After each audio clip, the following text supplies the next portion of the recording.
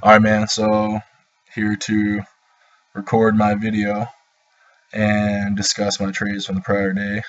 I was in about 20 minutes on the other one, and then something happened, and so here we are starting it back over again. So, Snapchat yesterday, I will just poor trade all around. I mean, it's within the opening range. Before 10 o'clock in my first entry, there was like decent pre-market volume, and it was downtrending in the pre-market, and down here is all-time lows. So we had this push down and a pop back up to the open, which I thought was bearish since it failed here and came back below. And we get these little two bars. I was like, okay, oh shit, it's nice low risk for the short to continue down. But since we're in price discovery, the trend for the day has not dictated where it's going. So bad job there. So then in my infinite wisdom, I decided, well, price isn't going down. It's just oscillating around VWAP. So smartly, I should go along and put my stop just below this fucking little low here, since it's just like oscillating around VWAP, like almost ensuring that I will be stopped out. Like at least if I put my stop here, I give myself a shot, but I'm greedy. So that's not the worst part about this. So I hit my daily max loss here, right? And that sucks. And so since I'm an undisciplined person, later in the day, I took another shot at Snap right in here. So like 223 or something like that. Just because I can press the buttons, and so I reinforce that I should do the wrong thing, especially when I fuck up, and that's not a good thing. But I did see this little sideways, like kind of hovering near the low day, and we got this little spillage, and I didn't even. So, yeah, so I'm upset about Snap, but because I shouldn't have been trading it in the first place, is like in its opening range. What pissed me off though is, as I alluded to in the email, kite on the bigger picture is like we had this couple wide range bars and sideways action. I mean, it's within this range, but sideways action. So we're thinking if we can break above here, then we may get a test, somewhere around like 80, something like that, or at least the next resistance isn't until 80. Was my train of thought. So kind of come back over here. Lower open, that's terrible for a long, isn't it? And then, a little pullback to prior day support, like level from the prior day. And then we get the fucking, this is where I was looking at it and where I decided it was smarter to trade Snap than to trade bread and butter, easy setup, and in a low risk area with a tight little entry spot for risk. And I was looking at it as this move was happening. So I saw this, right? Generally been fixated on the momentum moves, and they get me all excited. So I was like, okay, cool. I'm going to wait for it to, hopefully consolidate near the high days. And as this is like 10:06, in that 4 minutes, I allowed myself to become distracted and decided that this was better than this. So, this is an easy trade, easy chop, like 25% risk for like, I don't know, let's say $2, like even conservatively, like $2, or even, 25 cents, like 6-1 at worst, $1.50. I mean, so it could have been 8-1, 6-1. I mean, this should have been a winning trade for the day, and you will miss trades, but it's frustrating that I was hawking this down, and I just, I wasn't following a chart. Like, what in my mind is like, this is going sideways and over here. It was that I thought I was smarter than the market. I'm like, oh, I see the fucking wedge forming. It's been wedging the few days before, and I'm an asshole. So at least if I took Snap like up here, and that's not even like a cove, but it's like kind of holding above the open, like that's something instead of this bullshit. So in the opening range. So anyway, couple things, like this was a motherfucking beast yesterday. So Alpha's, as you stated, was high on the pre-market that day, still in play, but I didn't have it on my,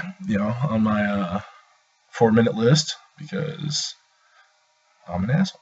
And so, I should have been I should have had this on the list. You talked about it on this day, so I should have had it on my list. And failure to prepare is preparing to fail. So could I have had a low risk trade here and here and fucking here and here and here and here and here, like, you know, instead of just like I just would rather lose money and snap. So I don't know, dude.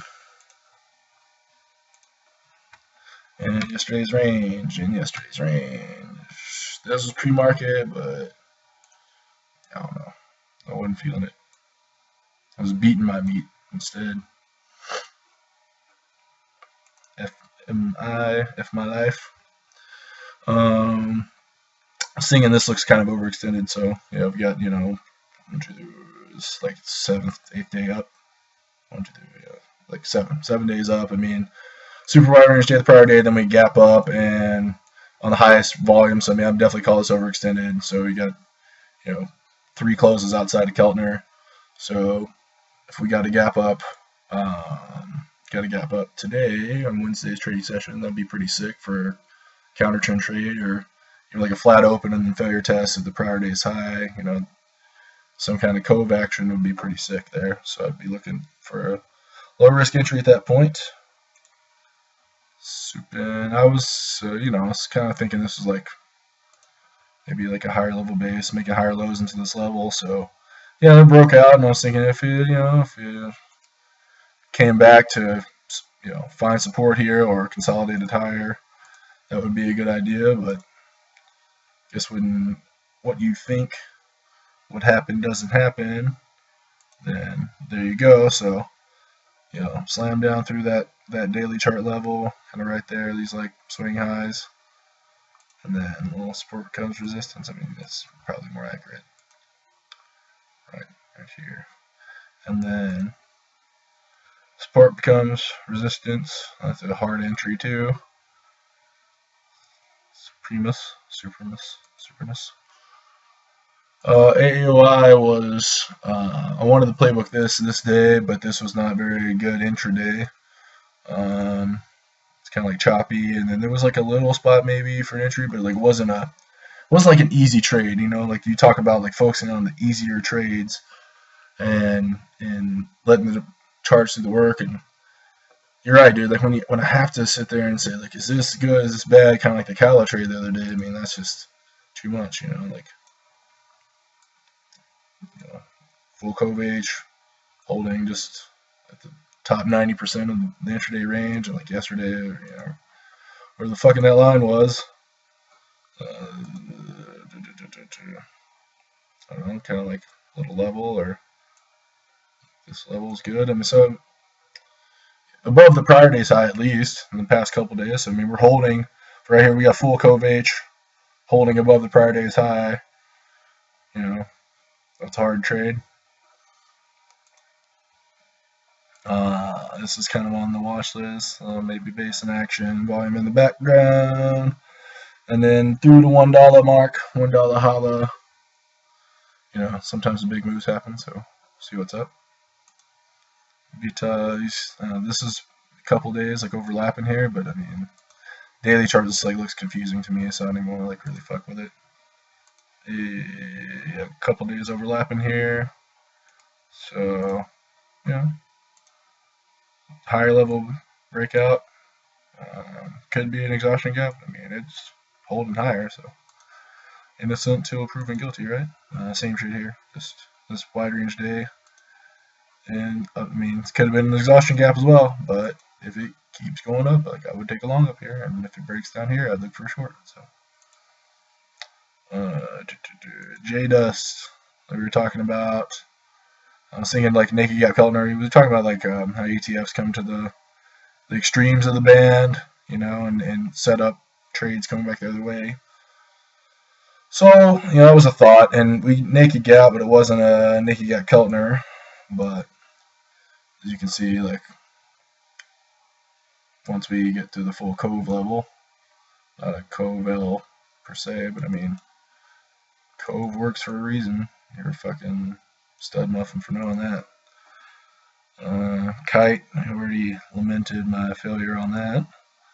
NTNX was a decent trade the prior day. It's just like Shit. We got 3 minutes. Okay, so yeah, I mean, this this gap down day. So like second day play, kind of like had a little bear flag here on the prior day. On the 2 minute, you can really see it. So it wasn't like the best trade, but I mean, it was at least like the kind of shit I should be looking for. Shorting stuff in a downtrend at all-time lows. So Kara, yeah. So yeah. So pieces of evidence. Here's the first failure up there, but that's just one, right? I mean, this is a monster uptrend, still innocent until proven guilty. So guess you'd want to see it get below like these few days low, like kind of like support becomes resistance trade. So I mean, if it even like naked gap Keltner again, but if it opens here and that'd be a nice little trade. Didn't break out, whatever. Okay, I don't know. Just some thoughts I had. And we talked about that. You were talking about Alta the other day, and the naked gap. So I was asking, is this sushi roll?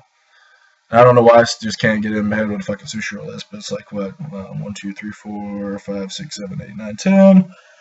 Past 10 days low, so we fake out breakout on the top, and then come into Alta. I mean, yes, this is truly the opening range low, but as it closed back up so much, like you can consider this hovering at the low of the day. So I mean, there's a nice little, in a fucking $270 stock, there's a 30-cent risk, so 30 cents to make, fucking $5. That's sick. Just throwing it out there. It could have been on the radar, but JNUG's the same shit as that, and Yard.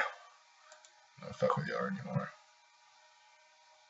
So yeah, I don't know, dude. I was upset I missed CNC on this day because I did see it on the pre-market, and there's no excuses. So, but yeah, adopted your top 90%. It's been pretty good, and obviously it works best in the bull market. And this is Nimble was like number 1 on the volume buzz or the pre-market movers yesterday, so that was pretty lame trade. But I can't remember if I've had any pre-market or not. But yeah, that would have been the stud muffin trade to make yesterday. And so I'm analyzing what I've done wrong. Yeah, so there's, if I just follow the Cove rules, say I'm trying to, I want a trend trade. That's my plan, is to trend trade, or at least use trend trade entries, maybe for a counter trend trade. But still, like, most of my entries should be trend trades. So Coves, Cove H's, Cove L's. There's no reason I should be trading Snapchat yesterday, and that's bogus on my part. So deserve to lose. And when you're trading bad stocks, you're not trading good stocks. So Kite wasn't the all-time best trade, but it was a good trade. It was definitely OGT. What I have done is I've been working on my visualizations, though. I know all visualization is not that's required, but I'm just telling myself, I've written them down, so I kind of read them more like a story, so I can really picture myself, because it's tough for, at least at this point, to do the meditating type thing, because I feel a bit scatterbrained, and so just reading it like a story helps, and I tell myself, like, okay, hey, you've done the work preparing for a stock that triggers, and then never gives you a chance to enter, and you're okay with it. So I just read that and try to put myself in that mind frame when I'm doing that. Same thing as if I do everything right and the stock triggers, and find a low risk entry, and I take the low risk entry, and I'm stopped out within, like, let's say 5 or 10 minutes. So instead of feeling dejected as I normally would, I say, okay, that's all right. I'm gonna look for another spot to re-enter or, move along to the next good trade. But as long as I'm following the plan, that's really all that's mission critical for one good trade. It's like following my plan because the results are out of my control, right? So I can just take these setups with edge, like fucking Alf. This just got volume. This got no resistance above it. Coming off a base, like I just make shit hard on myself. Like I said, Kite still wasn't the best trade overall, but it had more of an edge than what Snap did, and we'll see if I could make some good trades today. But just want to stick to the plan, man. And this is it's like a couple days, and it started out with like 15,000. It's like, so it's not really about the money, but it's about doing the right thing. And as you said, like on the 2 days where I was profitable, I traded one stock, right? And now not yesterday, but Monday, looking at more names, and it's patience, and trading is waiting and waiting for my best opportunity. And as you mentioned in Cali, you shorted at that same spot that I did, and it was because you had waited and had more evidence. So it just seems to me that if one waits, that the market will present more evidence about where it's going. And if it doesn't and it gets away from me, then so be it. So I just have to be a big boy and accept that. So I really do realize that getting in at the beginning of the trading session is, it doesn't ensure that you're, getting in here doesn't mean that you're gonna make the most money. It's about finding that low risk spot, with the checks in your favor. I mean,